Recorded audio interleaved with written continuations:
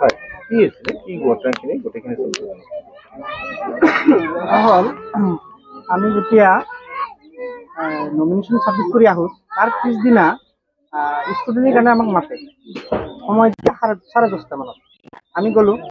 যোৱাৰ পিছত নমিনেশ্যন চিষ্টেমটো কৰিলে যে কলচাভাঙ্গা ৰৌখোৱা জিপিৰ পৰা আপোনাৰ ওৱানত আগত হ'ব স্কুটিনি, 2 নম্বৰ 3 নম্বৰ এনেকৈ চিৰিয়েলি আহিব।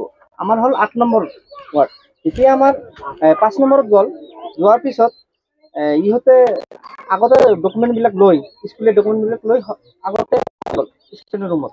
সোমাই যোৱাৰ পিছত ইহঁতে কি কৰিলে,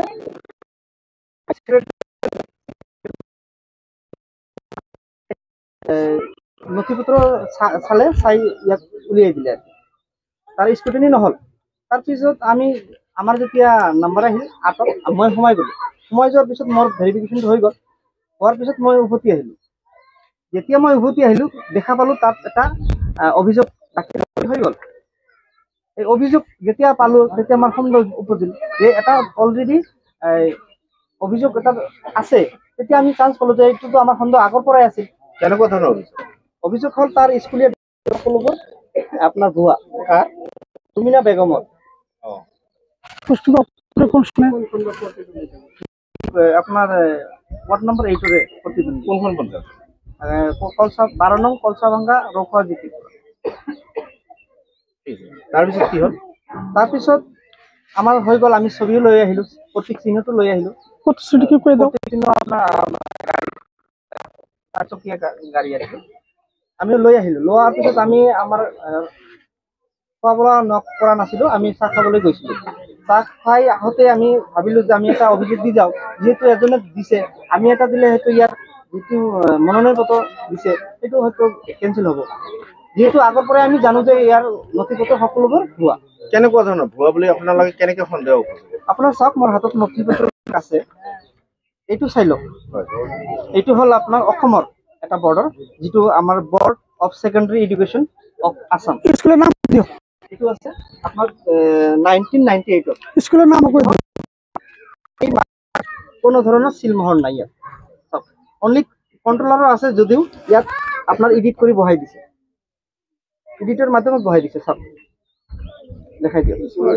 তাৰপিছত তাৰ লগত এইটোও দিছে, অল ইণ্ডিয়া এডুকেশ্যনেল পৰিষদ নিউ দিল্লী। এইটো চাওক,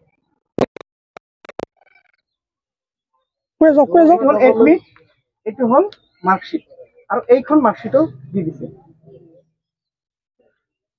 তো এইখিনি আমি যেতিয়া ধৰা পেলালোঁ এইটো ভুৱা বুলি,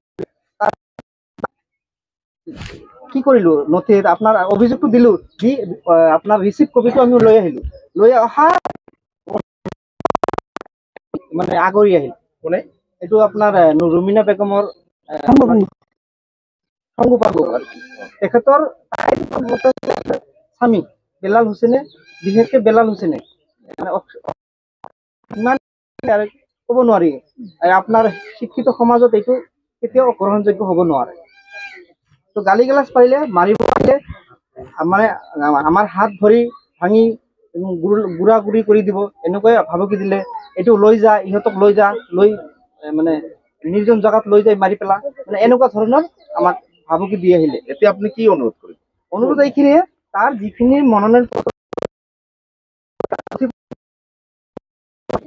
উচ্চ পৰ্যায়ৰ তদন্ত হ'ব লাগে, আৰু এইবিলাক যদি ভুৱা হয়, তাৰ যিখিনি আইনী ব্যৱস্থাৰ শাস্তি হ'ব লাগে, এইখিনি উপযুক্ত শাস্তি যাতে দিয়ে তাৰ ওপৰত।